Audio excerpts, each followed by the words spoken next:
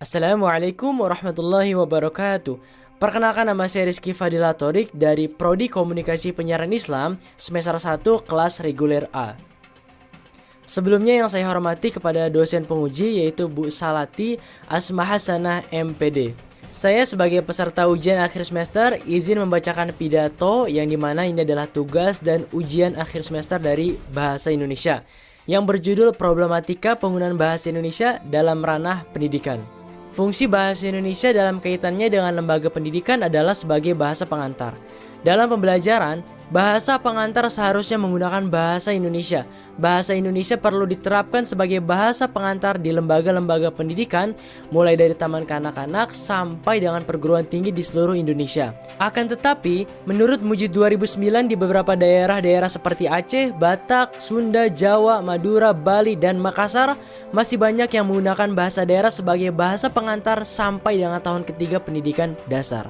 Sekolah sebagai tolak ukur pengembangan ilmu pengetahuan dan tempat di mana terjadinya proses belajar mengajar antara guru dan siswa adalah sumber utama dari penanaman nilai-nilai karakter serta nasionalisme bagi peserta didik dalam upaya mendewasakan diri dengan ilmu pengetahuan agar menjadi manusia yang berbudi pekerti, luhur, dan cinta pada Ibu Pertiwi.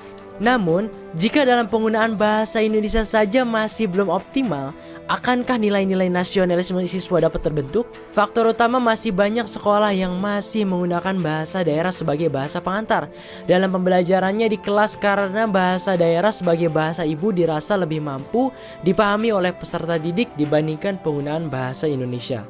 Ketidaksantunan berbahasa oleh siswa. Kenyataan lain yang memprihatinkan di sekolah adalah adanya ketidaksantunan bahasa yang dilakukan oleh siswa di dalam proses pembelajaran, baik kepada guru maupun kepada siswa yang lain. Banyak siswa yang kurang memperdulikan bagaimana dia harus berbicara dengan santun, baik kepada guru maupun kepada teman sebayanya. Siswa kurang memahami dan memperdulikan bahasa Indonesia yang dia gunakan dalam berkomunikasi dapat menjadi indikator kepribadiannya. Penggunaan bahasa yang tidak santun pada siswa ini dapat disebabkan oleh banyak faktor. Yang pertama yaitu lingkungan sosial dalam bermasyarakat. Input dari lingkungan sosial dalam masyarakat berupa penggunaan bahasa yang buruk sangat berpengaruh kepada penggunaan bahasa oleh siswa. Dan yang kedua yaitu ada lingkungan keluarga.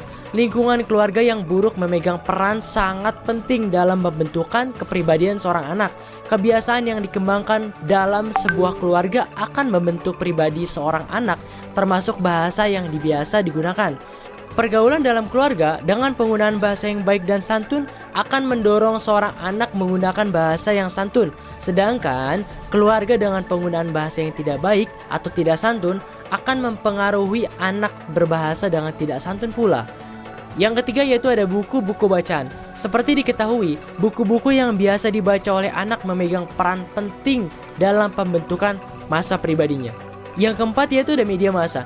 Media massa, baik cetak maupun elektronik juga membawa pengaruh terhadap anak ataupun siswa. Sebagai contoh, program atau tayangan televisi yang biasa ditonton oleh anak dapat mempengaruhi watak dan kepribadiannya.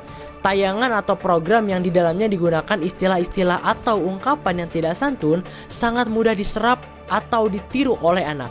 Penggunaan bahasa yang kasar dan tidak santun tentu merupakan pengaruh yang buruk pada diri seorang remaja. Sebagai contoh, saat ini terdapat demikian banyak penggunaan bahasa yang tidak santun oleh siswa ataupun remaja, baik terhadap guru maupun siswa yang lain sebagai akibat dari media massa yang tidak mendidik. Remaja sering meniru apa yang dia lihat dan dengar melalui media massa tanpa menyadari kualitas dan manfaatnya. Nah, hambatan berbicara bahasa Indonesia dalam keseharian di sekolah. Adanya pandangan guru bahwa berbicara bahasa Indonesia dalam keseharian di sekolah itu tidak umum dan masih asing. Hal ini juga terjadi di sekolah-sekolah dari jenjang SD hingga SMA. Mereka para guru tetap menggunakan bahasa daerahnya. Jarang sekali mereka berbicara menggunakan bahasa Indonesia ketika berbicara dengan teman guru ataupun bahkan dengan para siswanya. Belum adanya penilaian bagi siswa yang berbicara bahasa Indonesia.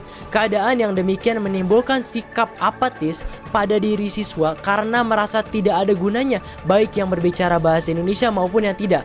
Belum adanya pengawasan dan penilaian dari guru dalam pelaksanaan berbicara bahasa Indonesia di luar kelas mengakibatkan siswa acuh dalam mempraktikannya, sehingga perlu adanya role model atau model penilaian yang nyata dalam percakapan sehari-hari. Tidak adanya program bahasa Indonesia dari lembaga pendidikan. Untuk sementara ini, pada setiap lembaga pendidikan belum ada yang mempunyai inisiatif memperlakukan bahasa Indonesia sebagai bahasa sehari-hari. Entah karena gengsi atau merasa bahasa Indonesia itu tidak terkenal. Sedini mungkin sebagai wujud penghargaan kita terhadapnya, sehingga ke depan kita dapat berharap bahasa Indonesia menjadi bahasa yang besar.